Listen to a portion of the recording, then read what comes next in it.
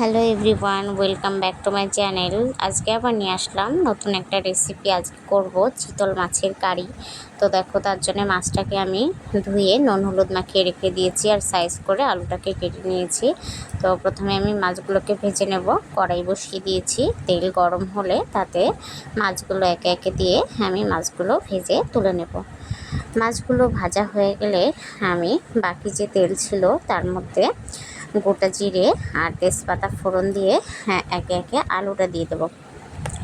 আলুটাকে ভাজতে থাকবো আর তার সাথে এদিক দিয়ে আমি মশলা রেডি করব। তো মশলার মধ্যে থাকছে পাকা টমেটো, গোটা শুকনো লঙ্কা, গোটা জিরে, আদা, পেঁয়াজ, রসুন। তো এগুলোকে আমি মিক্সচারে পেস্ট করে নিয়েছি। আর এদিকে দেখো আলুটা ভাজা হয়ে গেছে, আমি মশলাটা ঢেলে দিলাম। মশলার মধ্যে লবণ আর হলুদটা ছিল না, তাই এটা পরে আমি অ্যাড করে নিলাম। তারপরে এটাকে ভালো করে কষিয়ে নেব। মশলাটা ভালো করে কষানো হয়ে গেলে বেশ যখন তেল ছাড়বে তখন এটার মধ্যে আমি পরিমাণ মতো জল দিয়ে দেব। তো এটা যেহেতু ঝোল হবে না, কারি হবে, তো পরিমাণ করেই জলটা দিয়ে দেবো।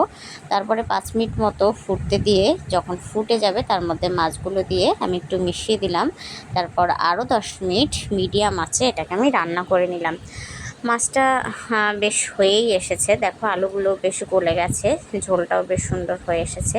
তো এরপরে আমি এর ওপরে গরম মশলা গুঁড়ো ছিটিয়ে দিয়ে 5 মিনিট মতো ঢাকা দিয়ে রাখবো। এরপরে গরম গরম ভাতের সাথে সার্ভ করব। তো আমি দেখো মাছের সাথে থালিটাও রেডি করে নিয়েছি। তো থালিতে কি কি থাকছে সেটা অবশ্য অন্য ভিডিওতে আমি দিয়ে দিয়েছি। হ্যাঁ, তো সবাই দেখে নিও। আর আমার ভিডিওটা কেমন লাগলো অবশ্যই কিন্তু জানিও।